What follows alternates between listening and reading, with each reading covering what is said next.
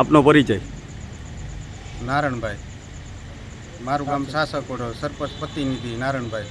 શું બનાવ બન્યો છે? શું બનાવે એટલે અમારા ગામમાં ત્યાં શોખમાં માથાકૂટ કરતા હતા. ભડિયાદાના છોકરાઓ આવીને ને ગામના છોકરા હતા અને દારૂનો એ બુટલેગર છે, બુટલેગરનો ધંધો કરે.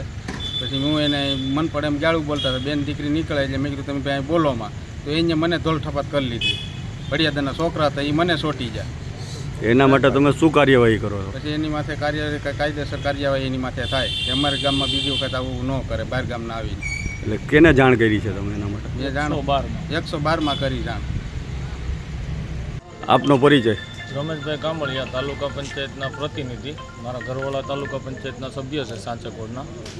શું બનાવ બન્યો છે? બનાવ બનવામાં એવો હતો કે મને સરપંચનો ફોન આવ્યો કે ભાઈ આવો બુટલેગર છે, 2 કેન દારૂ લઈને આવ્યો અને જેમ તેમ બોલે ને આવું કરે વર્તન. એટલે મેં 112માં ફોન કર્યો કે ભાઈ આવું છે. એટલે એ બુટલેગરને મેં પૂછ્યું કે ભાઈ કોનો માલ છે ને શું છે? તો એ એવું કહેતો હતો શાંતુનો માલ છે ને હું મારી માથે 4 ગુના દારૂના થઈ ગયા ને હું કોઈથી બીતો નથી. ને એ 4-5 હતા, એમાંથી અન્ય શખ્સ ભાગી ગયા. અત્યારે અમે ઉના પોલીસ સ્ટેશને આવ્યા, બરાબર. અમારા સરપંચ ઉપર હાથ ઉપાડ્યો એને.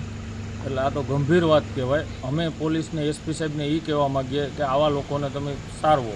કાલ સવારે રાતે અમારા સરપંચ ટ્રેક્ટર હાંકતા હોય, અમે હાંકતા હોય, ખેતી કામ કરતા હોય, કાલ સવારે એ પકડીને કાંઈક સરી ઘાલી દે તો અમારે એનો કેમ ભરોસો કરવો?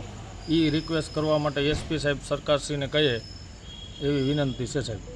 હાય, હું છું ક્રુઝિન સિંઘાનિયા. આપની આસપાસના સત્ય સમાચાર જાણવા માટે જોતા રહો દીવ મિરર ન્યૂઝ. અને હા, લાઈક અને સબસ્ક્રાઇબ કરવાનું ભૂલતા નહીં. Thank you.